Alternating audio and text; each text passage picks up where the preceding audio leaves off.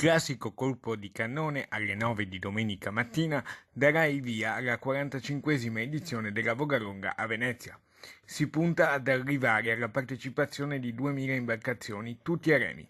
Sono già rappresentate 33 nazioni provenienti da tutti e 5 i continenti. Abbiamo per ora raggiunto le 1950 imbarcazioni con circa 7400 partecipanti.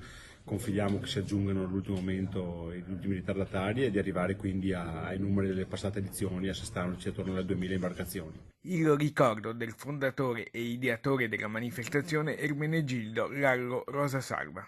Per quanto riguarda la Vogalonga, nella mia testa è rimasta quella originale del 75, quando l'abbiamo ideata e organizzata. Il percorso è rimasto quello.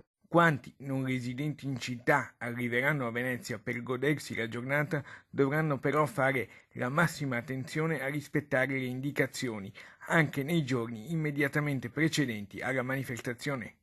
Ci sarà grande severità e vigilanza, come ha ricordato il consigliere delegato alle tradizioni Giovanni Giusto. Non pensate di arrivare a Venezia esclusivamente per divertimento.